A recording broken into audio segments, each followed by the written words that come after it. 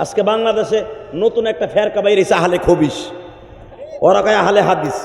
এই হারামিগুলো এক নাম্বার শয়তান। কথা কন না কেন?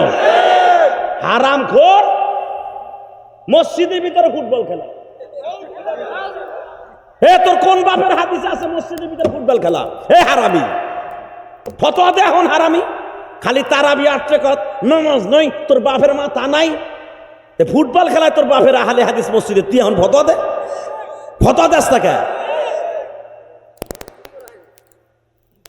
মসজিদের ভিতরে টিভি রাখে, এ টিভির খবর দেখা ঠিক আছে, বললাম জায়েজ আছে। টিভির খবর পড়ে কি পুরুষে, লেডিসে না জন্ডিসে? তা তোর মায় খবর পড়লে দেখা যায় মসজিদে? বাটপারের দল। মানুষ ইসলামের থেকে দূরে সরে যায়, মানুষ আনতে পারে না আল্লাহর দিকে, আর ওরা দূরে সরাই ফেলে। এটা আহলে হাদিস না আহলে খবিস, আহলে হদস। কথা বলে না কেন? দেখবেন ওরা যখন কোনো জায়গায় যায় বোকারি মারায়।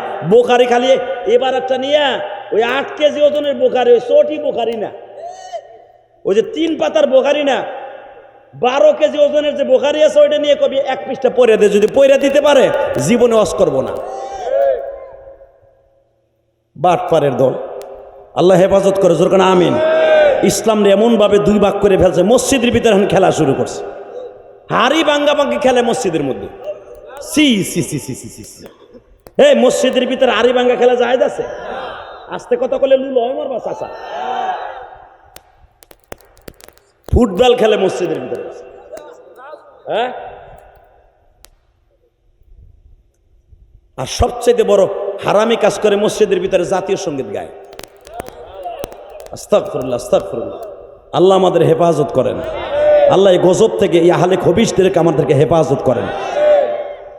কি মন খারাপ লাগতেছে না? ওই গুরাকির এলাকা দেখলে তেমনি খারাপ হয়। ওরা যেই মসজিদে ঢুকে উল্টাপাল্টা ফতোয়া দেবে, জায়গায় গাইরে এলাবেন একবারে, টাইলসের সাথে এমন মাথায় বাড়ি দিবেন, ওর হাদিস ছুটাই দেবেন ওর পিছনে রাস্তা দিয়ে।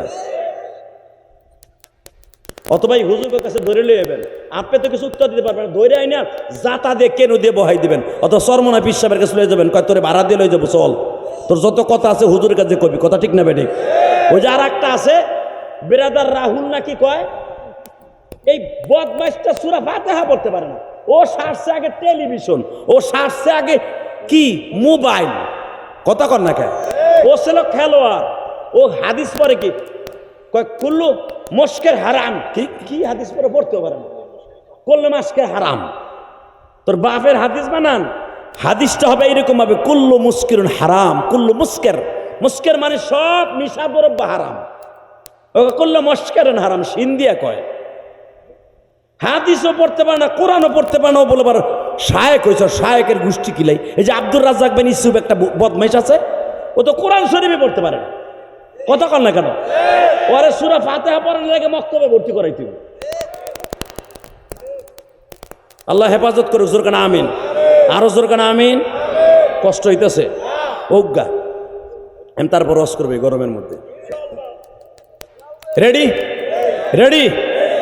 যদি মসজিদের ভিতরে আহলে হাদিসগুলো, কখন আহলে হাদিস তো ওরা না, আহলে হাদিস আমরা, আহলে খবিসগুলো মসজিদে ঢুকে উল্টা পাল্টা কথা কয়, ওরে পিডাইতে মাজার আড্ডি ছুটে হেলাবেন। রাজি আসো না? দেখবো আমার কাছে একটা খবর যে আহলে হাদিস পিডাইছো। এটা ফেতনা, সবচেয়ে বড় ফেতনা। আর এখন সবচেয়ে আর একটা ফেতনা খারাইছে, এই যে তাবলিগ জামাত নিয়ে একটা গ্রুপ আছে না, সাত গ্রুপ, এটা আর এক বদমাইশ। এটা আলেম বিদ্বেষী। এগুলো তাবলিগ না, এটা ক্যাডারগিরি মেয়ে, এটা ক্যাডার সন্ত্রাসী। এই সাত গ্রুপ সন্ত্রাসী, ডাইরেক্ট ক্যাডার।